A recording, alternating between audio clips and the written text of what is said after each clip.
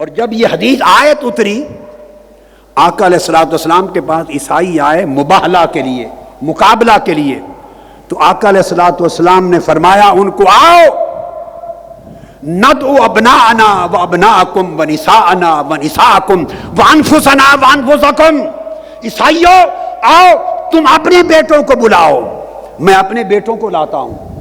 تم اپنی مستورات کو، بیویوں کو لاؤ، میں اپنی مستورات کو لاتا ہوں، تم اپنی جانوں کے ساتھ آؤ، میں اپنی جان کے ساتھ آتا ہوں۔ جب یہ آیت کریمہ اتری تو آپ نے بھیجا، فرمایا علی تم بھی آ جاؤ، فاطمہ تم بھی آ جاؤ، حسن حسین کو لاؤ، فرمایا آؤ تم اپنے بیٹے لاؤ، میں حسن اور حسین کو لاتا ہوں، تم اپنی عورتیں لاؤ، میں فاطمہ الزہرا کو لاتا ہوں، تم اپنی جانوں کو لاؤ،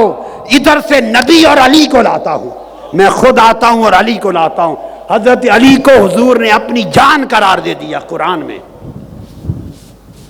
اپنی جان قرار دے دیا، انفسنا میں داخل کیا۔ صحیح مسلم کی حدیث صحیح ہے، صحیح مسلم کی حدیث صحیح ہے، انہوں نے فرمایا میں نے اپنے کانوں سے سنا ہے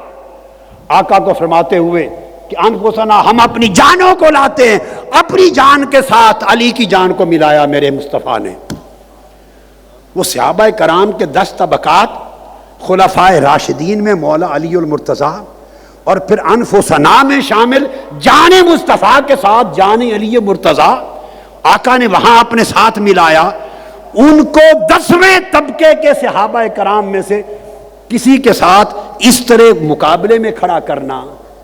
یہ کوئی بے شرم آدمی کر سکتا ہے جس کو نہ خدا کا حیا ہے نہ مصطفیٰ کا حیا ہے، دیندار آدمی نہیں کر سکتا۔ اس سے مولا علی اور مرتضیٰ کی شان میں کچھ نہیں فرق پڑے گا، تاجدار کائنات کی شان میں فرق نہیں پڑے گا، آپ کا عقیدہ برباد ہو جائے گا، اہل سنت کو گالی نکلے گی،